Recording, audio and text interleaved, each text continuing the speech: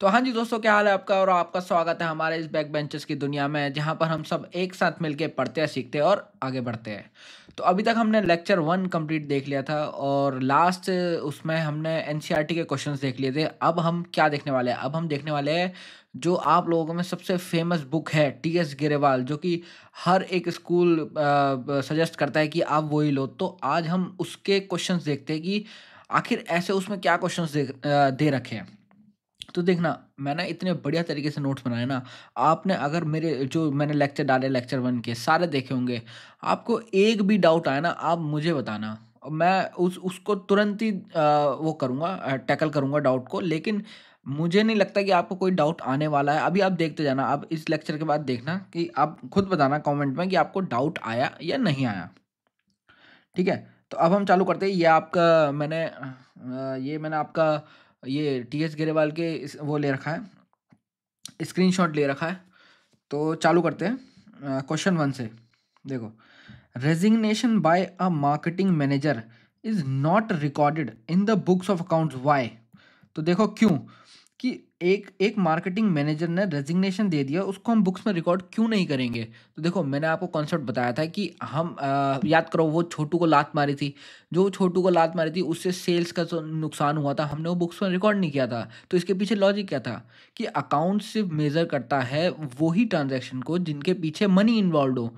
अब इसने marketing manager ने रेजिग्नेशन दे दिया अपना, तो इसमें कोई मनी पैसा तो नहीं गया, पैसा तो नहीं गया ना, तो इसलिए हम अकाउंट्स में इसको रिकॉर्ड नहीं करेंगे। It is not recorded because it can not be measure in terms of money. देखो वही कह रहा है। तो ठीक है, क्वेश्चन 1 हमारा कंप्लीट होता है। क्वेश्चन 2 की तरफ बढ़ते हैं। Book keeping is not part of accounting, is the statement is correct? अभी कह रहा है बुक कीपिंग अकाउंटिंग का पार्ट नहीं है, तो क्या ये स्टेटमेंट करेक्ट है? तो ये क्या बताओ, बुक कीपिंग पार्ट नहीं है तो ऐसा तो नहीं है, ये नॉट कह रहा है। तो बुक कीपिंग तो पार्ट है हमारा अकाउंटिंग का, बल्कि बुक कीपिंग जो है अकाउंटिंग का सबसे पहला पार्ट है। सबसे पहले बुक कीपिंग करते हैं, फिर आगे की अकाउंटिंग होगी। तो इसलिए no, book keeping is a part of accounting, कि ये पार्ट है हमारी अकाउंटिंग का। Two processes of accounting: collecting and recording of transaction events and processes of book keeping are the process. मतलब ये कह रहा है कि इन्फॉर्मेशन कलेक्ट करना और रिकॉर्ड करना को हम बुक कीपिंग कहते हैं। तो ये हम अपने नॉर्मल लेक्चर में देख चुके हैं कि किसको हम बुक कीपिंग कहते हैं। क्वेश्चन 3 की तरफ बढ़ते हैं। Is the basic objective of book keeping is to maintain systematic record और to ascertaining net results of operation of the financial transaction. अब देखो क्या कह रहा है कि बुक कीपिंग का क्या ये ऑब्जेक्टिव है कि हम रिकॉर्ड करते हैं ट्रांजैक्शन को, और एक प्राइम फेसी ये देख लेते हैं कि रिजल्ट्स ऑफ ऑपरेशन क्या है हमारी फाइनेंशियल ट्रांजैक्शन के। ये फाइनेंशियल स्टेटमेंट के रिजल्ट्स की बात नहीं कर रहा, ये वर्ड्स को ध्यान से पढ़ना, फाइनेंशियल ट्रांजैक्शन की बात कर रहा है। अगर हम फाइनेंशियल स्टेटमेंट्स यहाँ पर ये बोलता तो हम इसको नो करते, क्योंकि फाइनेंशियल स्टेटमेंट आ जाती है हमारी अकाउंटिंग के अंदर, वो अकाउंटिंग उसको टैकल करती है। बट ये फाइनेंशियल ट्रांजैक्शन की बात कर रहा है। एक ट्रांजैक्शन सिर्फ पार्ट मतलब स्टार्टिंग होती है, तो वो बुक कीपिंग के अंडर ही आ जाती है। अगर ये बोलता कि हम फाइनेंशियल स्टेटमेंट को हम वो करते हैं, रिजल्ट्स इंटरप्रिटेशन करते हैं बुक कीपिंग के अंदर, तो वो स्टेटमेंट फॉल्स हो जाती है। बट ये एकदम स्टेटमेंट करेक्ट है। Yes, the basic objective of book keeping is to maintain systematic record of the transaction. कि देखो रिकॉर्ड तो है ही, बट एक प्राइम फेसिया एक जो ट्रांजैक्शन होती है, फाइनेंशियल ट्रांजैक्शन को देखना बुक कीपिंग के अंदर आ जाता है। ठीक है, फोर्थ क्वेश्चन देखते हैं। Recording the transaction and event correctly and preparing financial statement are the only objective of the accounting. क्या ये सही है? बिल्कुल सरासर झूठ है माय लॉर्ड, ये तो स्टेटमेंट बिल्कुल ही झूठ है। क्यों? क्योंकि हमने देखा था कि भाई जहाँ ये तो बुक कीपिंग का काम है, सिर्फ रिकॉर्ड करना ट्रांजैक्शन को कि ये करेक्ट रिकॉर्ड हुई है या नहीं, ये तो बुक कीपिंग के अंदर आती है। और जहाँ पर हमने देखा था अकाउंटिंग के अंदर, तो बुक कीपिंग जहाँ पर एंड होती है, वहाँ से हमारी अकाउंटिंग स्टार्ट होती है। तो ये स्टेटमेंट तो बिल्कुल ही गलत है। No, beside recording them correctly and preparing financial statement has the objective of facilitating management control and communicating financial statement to the user। मतलब ये कह रहा है कि हमें कम्युनिकेट भी करना है, हमने जो कलेक्ट किया है ना उसको समराइज करके कम्युनिकेट भी करना है, तो ये भी हमारे अकाउंटिंग के रोल के अंदर आ जाता है। ठीक है, नेक्स्ट क्वेश्चन देखते हैं, question 5। Masher Shiva Bros has disclosed interest rate on the different borrowings, मतलब इसने कोई बोरोइंग्स ली और उसमें अपने इंटरेस्ट रेट को डिस्क्लोज कर दिया। ठीक है, बहुत अच्छी बात कर दिया तो बहुत अच्छी बात है। Does this information qualifies the characteristics of relevance, what is your opinion. देखो बिल्कुल अच्छी बात है। अगर मान लो कोई लेंडर है, ठीक है, उसको ये चेक करना है कि हाँ भैया इस पे कितना उधार है, इस बंदे पे कितना उधार है, या फिर कोई मान लो बैंक है, बैंक को लोन लेने आया, अर्जी आई है उसके पास, तो वो ये देखना चाहेगी कि हाँ इस पे ऑलरेडी कितने लोन चल रहे हैं और कितने कितने फाइनेंशियल इसके इंटरेस्ट है, कितना परसेंट पे इसने ऑलरेडी लोन ले रखा है, और क्या हम कितने परसेंट पे इसको लोन दे सकते हैं, ये सब बैंक्स को देखना होता है। तो ये बिल्कुल ठीक है कि the information qualifies the characteristics of relevance, कि जो हमारा यूज़र है बैंक, मतलब उसके रेलिवेंस की चीज़ें हैं, उसने बता दी, उसने अपनी फाइनेंशियल स्टेटमेंट में, शिवा ने फाइनेंशियल स्टेटमेंट बता दी कि हमने इतने इतने इंटरेस्ट रेट पे इतनी बोरिंग्स करी हुई है, इतना उधार लिया हुआ है, तो ये तो अच्छी बात है। ये जो बैंक है उसके लिए तो ये रेलिवेंट इन्फॉर्मेशन होगी कि इसको देख के वो पता लगा सकता है कि हाँ भैया इसको कितना लोन देना चाहिए, कितना नहीं देना चाहिए। ठीक है, qualifies the characteristics of relevance as the user is in position to determine whether the cost of fund is economical और it is need to be improve, मतलब बैंक को देखने के लिए कि हाँ ये मतलब जो इकोनॉमिक है, मतलब ये इतना वो कर पाएगा, इतना ये बेयर कर पाएगा लोन्स को, जितना हम इसको देने की कोशिश कर रहे हैं, मतलब जितना हम दे देंगे उतना ये बेयर कर पाएगा। तो ये हमारा क्वेश्चन 5 भी कंप्लीट होता है। अब चलते हैं क्वेश्चन 6 की तरफ। Which type of accounting information shows profit earn और लॉस इनकर्ड। देखो which type of accounting information, अच्छा ये कह रहा है कि कौन से तरीके की अकाउंटिंग इंफॉर्मेशन शो करती है प्रॉफिट अर्न कि कितना पैसा कमाया और कितना गवाया। ये तो जाहिर सी बात है, ये तो हमने, ये तो बिल्कुल बेस है। प्रॉफिट एंड लॉस अकाउंट या प्रॉफिट एंड लॉस अकाउंट बोल लो या इनकम स्टेटमेंट बोल लो, दोनों सेम बात होती है। तो profit and loss account and statement of PNL दोनों सेम बात है। प्रॉफिट एंड लॉस अकाउंट और स्टेटमेंट ऑफ पीएनएल दोनों सेम है। शोन प्रॉफिट अर्नड और loss incurred during the accounting period.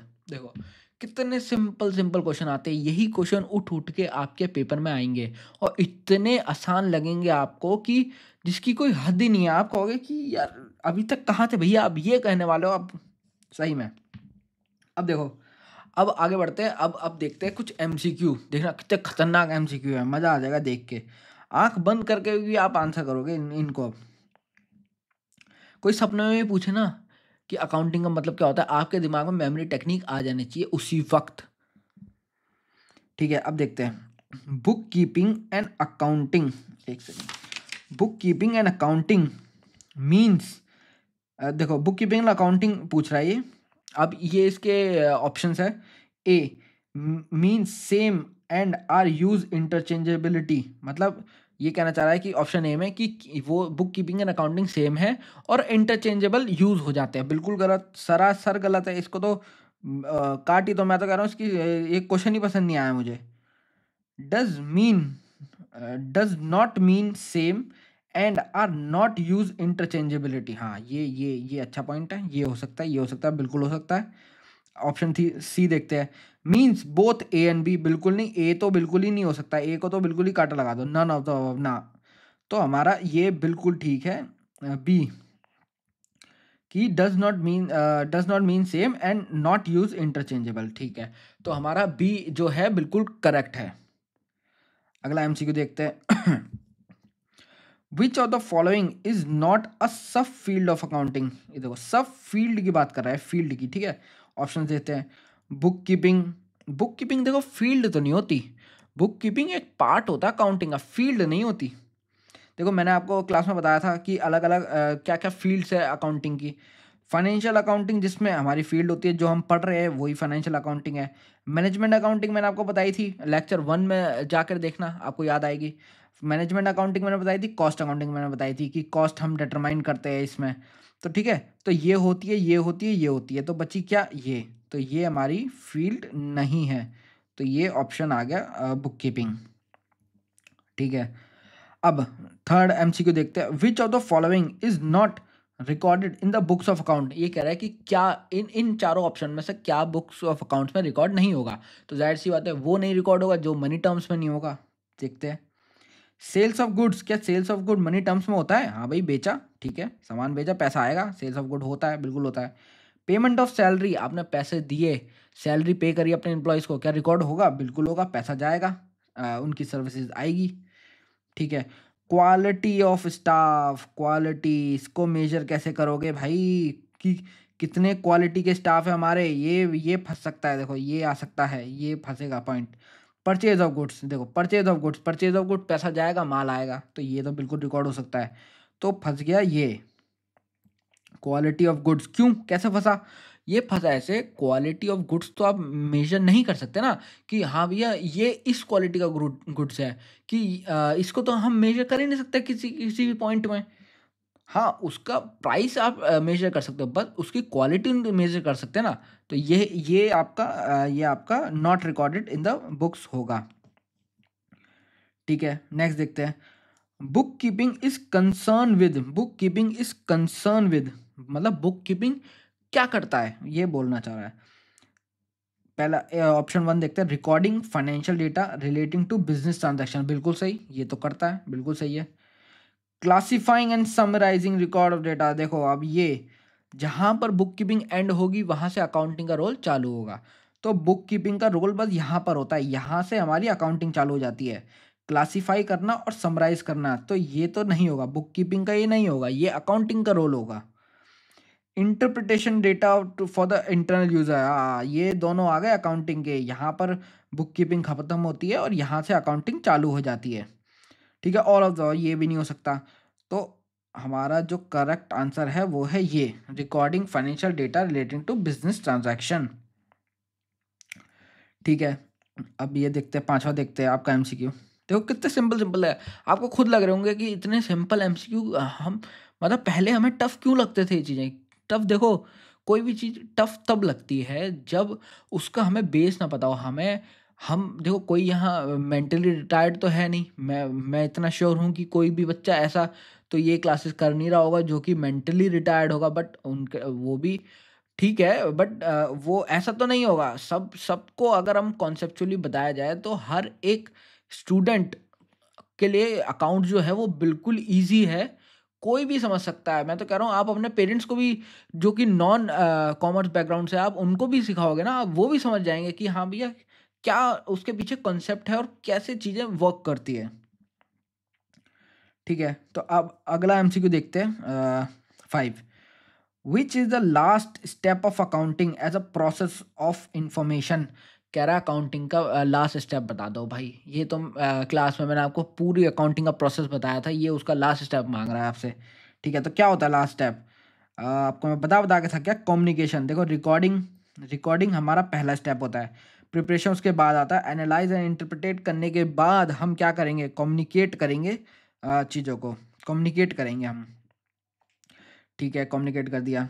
अब अगला देखते हैं। Basic function of financial accounting is to, basic function पूछ रहा है अकाउंटिंग, फाइनेंशियल अकाउंटिंग की, ठीक है।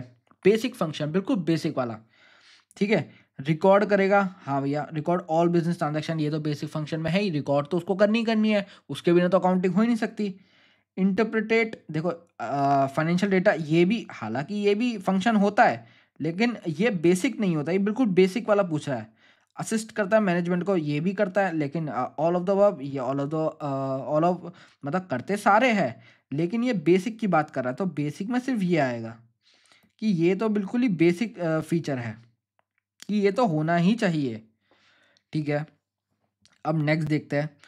Transaction are posted into ledger from, अभी पूछ रहा है, मैंने आपको फ्लो समझाया था कि रियल वर्ल्ड में अकाउंटिंग का फ्लो क्या होता है। आप जाके देखना, शायद लेक्चर 1 या सॉरी लेक्चर 2 में हो सकता है, उसमें देखना मैंने आपको एक फ्लो समझाया था कि हम रियल वर्ल्ड में अकाउंटिंग को करते कैसे हैं, ठीक है। तो जो transaction are posted into ledger from, ये कह रहा है लेजर्स में ट्रांजैक्शन कहाँ से जाती है। तो मैंने आपको उसमें बताया था कि सबसे पहले जो होता है ना, जो सबसे पहले होता है वाउचर्स बनते हैं, वाउचर्स के बाद वाउचर मैंने आपको बताया था कुछ नहीं होते, एक स्लिप सी होती है, उसके ऊपर लिखी होती है क्या हमें ट्रांजैक्शन क्या हमें जनरल एंट्री पास करनी है बुक्स में। तो उसके बाद होती है बुक्स में जनरल एंट्री, उसके बाद होती है उस जनरल एंट्री की लेजर में पोस्टिंग। तो पहला स्टेप हो गया वाउचर, फिर हो गया हमारा जनरल एंट्री, फिर इस जनरल एंट्री को उठा के हम लेजर्स में डालते हैं। अब ये जनरल एंट्री क्या होती है, ये सिंगल एंट्री होती है कि क्या सेल हुआ, क्या परचेज हुआ। और ये लेजर्स क्या होते हैं, लेजर्स होते हैं इनका कंबाइन, जनरल एंट्रीज का कंबाइन। वो भी कंबाइन कैसे, मान लो सेल्स है, सेल्स एक मतलब एक वो है, ट्रांजैक्शन है, तो इस सेल्स की सारी जनरल एंट्रियाँ एक में आ जाएगी, इस सेल्स की सारी जनरल एंट्रियाँ एक लेजर में आ जाएगी। मान लो परचेज है, तो पूरे दिन में हमने जितनी भी परचेज करी होगी उस हर एक परचेज की हमने अलग अलग जनरल एंट्रीज करी होगी। अब इन जनरल एंट्रीज को उठा के हम एक परचेज लेजर बनाएंगे, जिस लेजर में ये पूरे दिन की जनरल एंट्रीज आ जाएगी। तो सिंपल सा कॉन्सेप्ट ये होता है, ठीक है। Transaction are posted into ledger from journal, तो इसका आंसर है जर्नल, ठीक है। आगे देखते हैं, which of the following is not a business transaction, कह रहा है कि कौन सी हमारी बिजनेस ट्रांजैक्शन नहीं है। देखते हैं, purchase of goods for resale amounting to 50,000, goods purchase करे रीसेल के लिए, ठीक है। तो बिल्कुल ये हमारी क्या बोलते हैं वो है बिजनेस ट्रांजैक्शन है। Paid salaries and wages amounting 10,000, बिल्कुल बिजनेस ट्रांजैक्शन है, सैलरी पे करना तो बिजनेस ट्रांजैक्शन है ही है। Paid rent for office premises 5,000, rent पे करा है ऑफिस प्रीमिसेस के लिए, बिल्कुल है हमारी क्या बोलते हैं ट्रांजैक्शन है, बिजनेस ट्रांजैक्शन है, बिजनेस से रिलेटेड है क्योंकि ऑफिस का प्रीमिसेस है। Purchase LED TV for a personal, for मतलब पर्सनल होते हैं, ये शायद यहाँ पर पर्सनल से रेफर कर रहा है एक इंसान को, मतलब एक एलईडी टीवी खरीदा एक पर्सनल के लिए, एक बंदे के लिए, जो कि या तो इसको पर्सनल यूज़ लिखना चाहिए, देखो थोड़ा सा इसमें वो है, एरर है बुक में, या तो पर्सनल मतलब होता है कोई इंसान, और या फिर पर्सनल यूज़ लिखे कि एक पर्सन यूज़ के लिए। तो ये अभी तक का सबसे मतलब वो है रेलिवेंट ऑप्शन है, तो हम इसको मार्क करेंगे, ठीक है। आगे देखो, देख रहे हो कितने आसान, कितनी कितनी चीज़ें आसान बन गई है, ठीक है। अब आगे देखते हैं, which one is the advantages of accounting, accounting की एडवांटेजेस क्या है, ठीक है। अभी देख लेते हैं अकाउंटिंग की एडवांटेजेस, ठीक है। रिप्लेसमेंट ऑफ मेमोरी, क्या ये होती है एडवांटेज हो सकती है उसकी, क्या बोलते हैं अकाउंटिंग की रिप्लेसमेंट ऑफ मेमोरी, मतलब हमने रिकॉर्ड्स बना के रखे हुए हैं, तो हमें फिर से बनाने की ज़रूरत नहीं है, मतलब हमें सोचने की ज़रूरत नहीं है, हमें कि सोच याद रखना है यार, इससे कितना लिया था, इससे कितना पैसे देने थे, इससे कितने पैसे लेने थे, तो ऐसा तो कोई हिसाब नहीं रखना, हमने पूरी ट्रांजैक्शन का रिकॉर्ड बना रखे है, तो बिल्कुल ये हमारा एडवांटेज हो सकता है।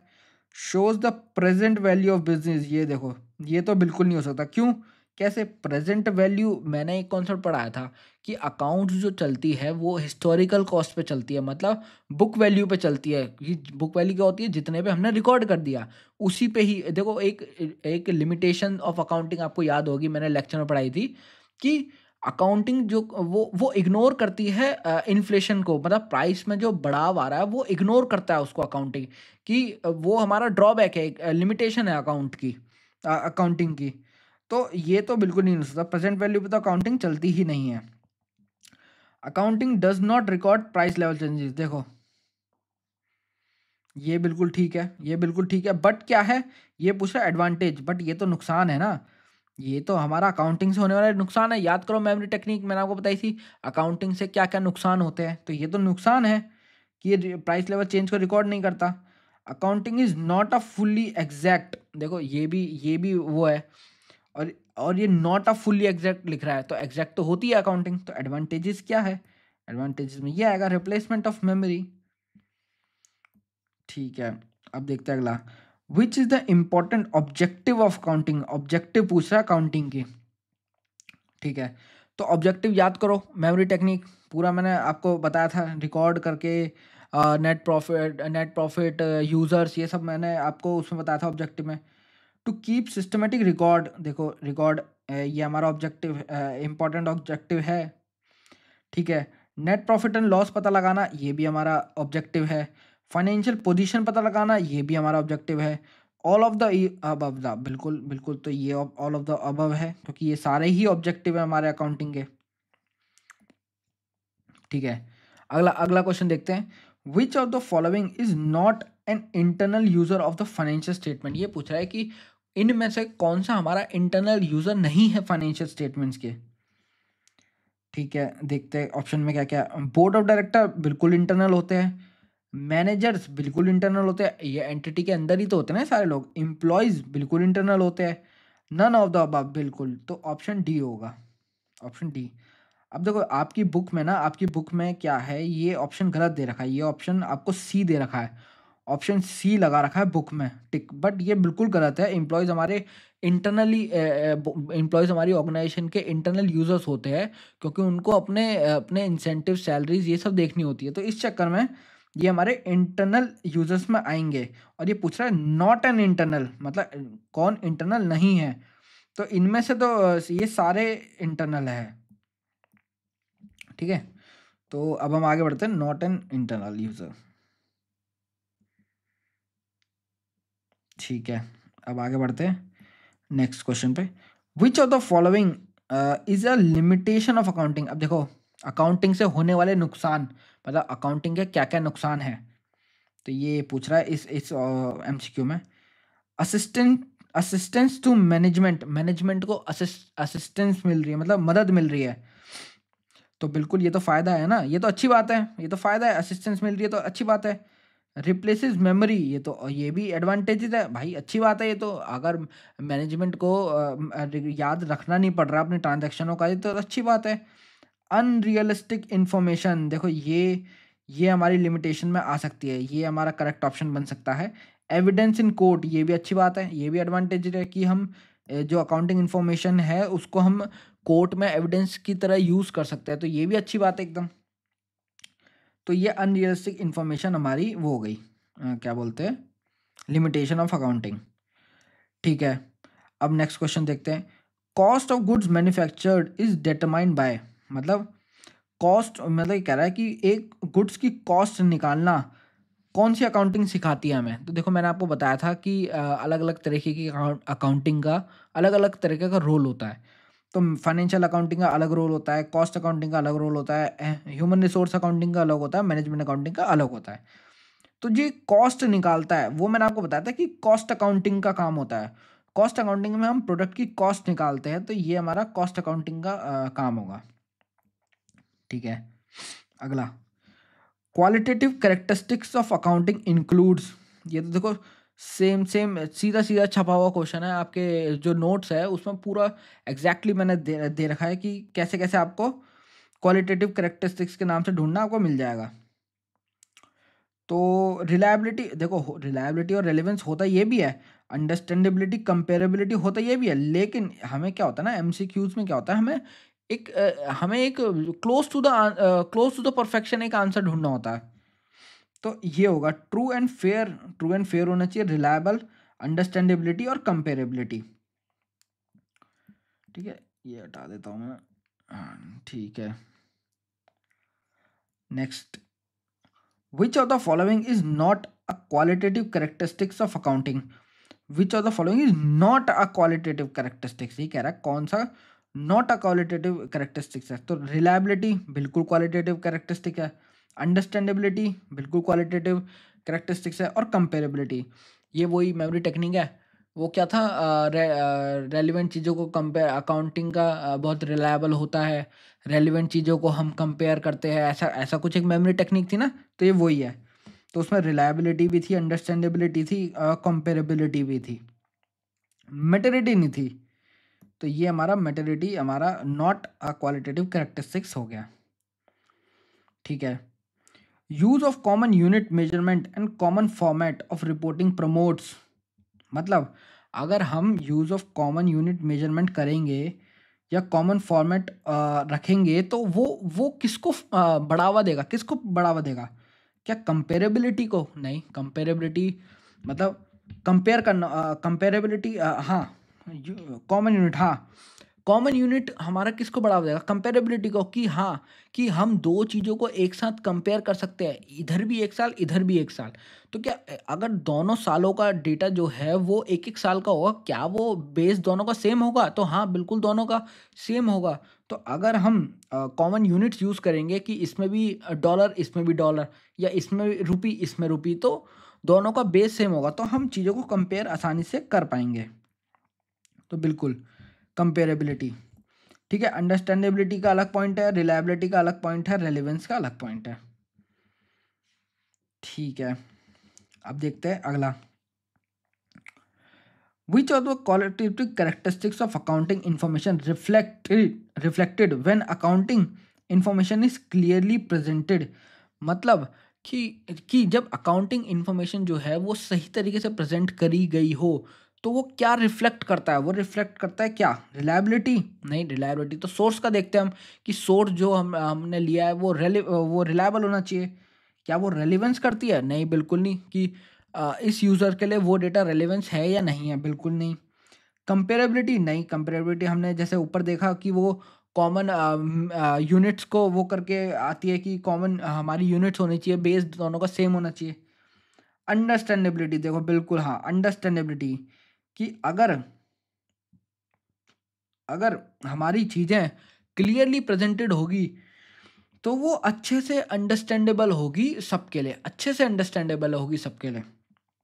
तो इसका आंसर हमारा अंडरस्टैंडेबिलिटी बनता है। तो देखो कितने आसान क्वेश्चंस थे, ये हमने आपका एमसीक्यू पूरा कर लिया। अब ये आपके ये आपके हाँ, आपके ये है ना इसमें, ठीक है, ठीक है। तो अब हम आपके ये ऑब्जेक्टिव टाइप क्वेश्चंस देख लेते हैं।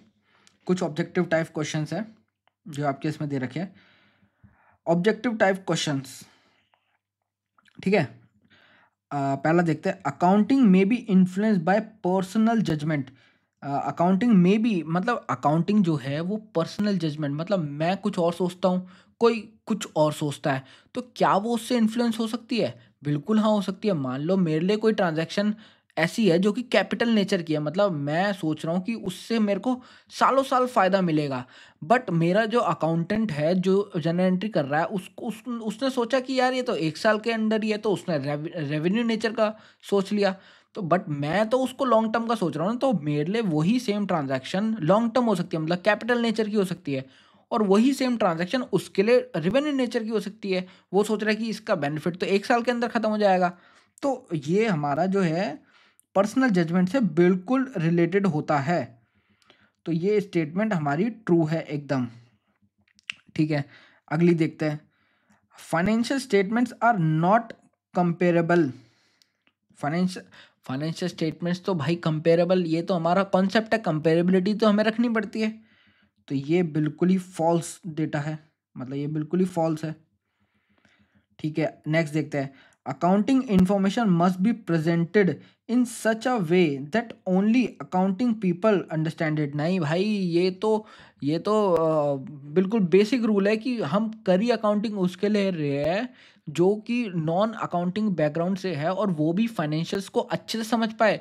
हम जो हमारा कॉन्सेप्ट है अंडरस्टैंडेबिलिटी, या फिर जो हम इजी तरीके से समझाने की कोशिश करते हैं यूज़र्स को, वो इसीलिए है कि अगर कोई नॉन बैकग्राउंड से भी हो तो वो भी अच्छे से समझ पाए चीज़ों को। तो ये तो सरासर झूठ है, इसको तो ये क्वेश्चन ही गलत, मतलब ये क्वेश्चन ही मेरे को पसंद नहीं आया सही में। जैसे वो आपने डॉक्टर गुलाटी कहता है ना कि मेरे को तो आपकी शक्ल ही पसंद नहीं आई, वैसे ही मुझे क्वेश्चन ही पसंद नहीं आया। नहीं, डॉक्टर गुलाटी नहीं, वो कोई वो दूसरा था बंदा, मेरे को नाम याद नहीं आ रहा। नाम अगर आपको याद आ रहा तो नाम कमेंट में कर देना, जो कपिल शर्मा बंदा था बीच में, आपको याद होगा, ठीक है।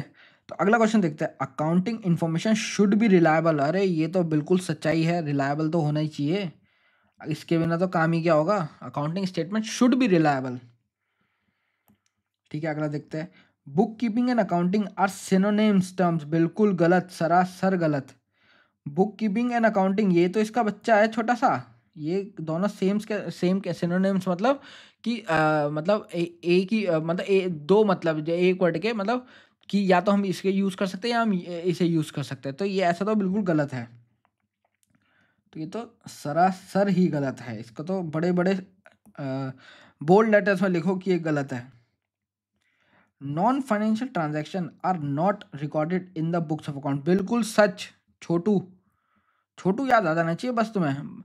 ये सब चीज़ें सोच के ना, जो मैं क्लास में तुम्हें बताया है, जो कि लेक्चर्स में मैंने बताया, वो सब तुम्हारे दिमाग में एकदम से क्लिक हो जाना चाहिए। ट्रू, छोटू को लात मार के भगाया, नॉन फाइनेंशियल ट्रांजैक्शन कर दी, बिल्कुल true. Transaction are posted into books called journal, बिल्कुल गलत। मैंने क्या बताया था, अभी बताया आपको फ्लो, कि पहले वाउचर, फिर जर्नल, फिर लेजर। तो ये कह रहा है कि transaction are posted in a books called journal, भाई जर्नल में नहीं, लेजर में होती है। तो ये भी फॉल्स है, एकदम फॉल्स है। ठीक है, अगला देखते हैं। Accounting does not include book keeping, बिल्कुल सरासर गलत। अकाउंटिंग का तो पार्ट ही है, सबसे पहला पार्ट ही बुक कीपिंग है। Accounting does not show realisable value of the business, बिल्कुल सच। वही कह रहा है कि अकाउंटिंग रिलायजेबल वैल्यू नहीं दिखाता, बिल्कुल सच बोल रहा है। Book keeping is concern with the recording classifying financial data relating to business operation, बिल्कुल सच बोल रहा है, बिल्कुल सही। बुक कीपिंग हमारा रिकॉर्डिंग और क्लासीफाई करता है फाइनेंशियल डेटा को रिलेटिंग टू उसमें बुक्स में क्या बोलते हैं, बिजनेस ऑपरेशंस में, बिल्कुल सही है। ठीक है, तो आज इस वीडियो में इतना ही रखते हैं, अगली वीडियो में कंटिन्यू करेंगे हमारे टीएस ग्रेवाल के क्वेश्चन को। तब तक के लिए आपको पता है आपको क्या करना है, वीडियो को शेयर करना है, लाइक करना है, अपने दोस्तों तक पहुंचा दो। बिल्कुल, देखो आप लाइक करते हो ना तो मेरा मोटिवेशन बढ़ता है, और देखो आपका ही मोटिवेशन मुझे चाहिए। और प्लीज़ एक लाइक छोड़ो, और अगर आपको वीडियोस अच्छी लग रही है तो आपको कमेंट करना है, वीडियो में बताना है कि आपको वीडियो कैसी लगी। चलो मिलते हैं अगली क्लास में, बाय बाय।